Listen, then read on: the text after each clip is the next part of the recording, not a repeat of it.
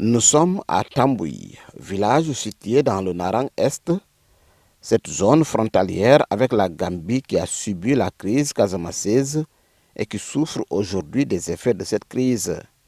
Conscient que le développement de cette partie du département de Bignona ne peut se faire sans la paix, les populations de plus de 20 villages se sont mises en réseau pour défendre leurs intérêts. Nous avons eu l'initiative de mettre sur pied cette association, non seulement pour accompagner le développement, mais aussi accompagner la paix dans la zone.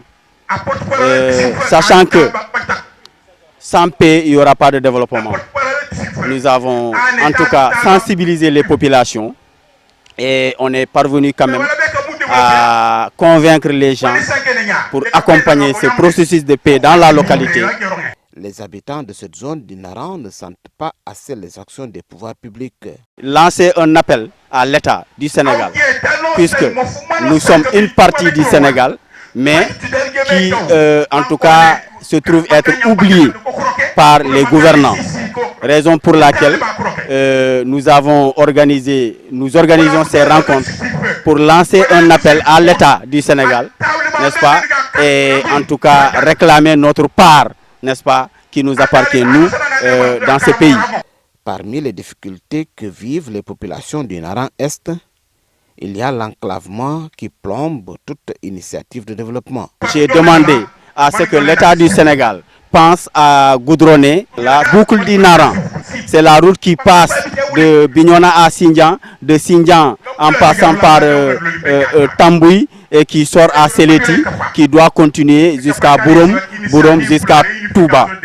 Nous réclamons aussi que la boucle du Naran, la boucle du Fogny soit goudronnée et accompagnée par l'électrification rurale. En plus de l'absence d'électricité, l'eau demeure une préoccupation majeure et les structures de santé se comptent du bout des doigts. Nous n'avons pas de poste de santé. Nous avons beaucoup de difficultés parce qu'il nous faut aller jusqu'à Kouram ou à Essom Silachai. Et ça, c'est difficile pour nous. Si tu as un malade, tu vas être très fatigué avant d'arriver avec lui à Djouloulou. Parce que les routes ne sont pas bonnes. Moi-même, cela m'est arrivé avec ma grande sœur. On était très fatigués avant d'arriver à Djouloulou. Le secteur de l'éducation est en agonie dans cette zone. Le SEM de Tambouy en est l'exemple parfait. Vous avez constaté, vous avez vu au SEM, n'est-ce pas, les conditions dans lesquelles les enseignants travaillent, ces braves soldats de l'éducation. Les conditions dans lesquelles ces élèves travaillent pour réussir au même titre que les élèves qui sont à Dakar, au même titre que les élèves qui sont, n'est-ce pas, à Ziguinchor. Imaginez. Vous avez tous vu comment ils travaillent. C'est sur des bambous que ces élèves-là s'asseyent, n'est-ce pas, pour écrire, pour suivre le professeur. Et pourtant, la consolidation de la paix rime avec la mise en place d'infrastructures sociales de base. C'est vrai que j'ai été très ahuri quand je suis venu jusqu'à Tambouy.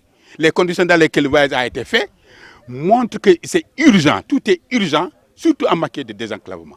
Voilà pourquoi moi je pense que vous avez bien fait de venir et nous donner l'opportunité de dire que nous pensons que aujourd'hui la paix est en train de se faire, d'être installée. À côté de la paix, il faut mettre un développement. Ça, c'est pour paraphraser Jean-Paul II qui a dit l'autre nom de la paix, c'est le développement. L'État est alors invité à accentuer ses actions dans cette zone afin que les populations se sentent encore plus sénégalaises que gambiennes.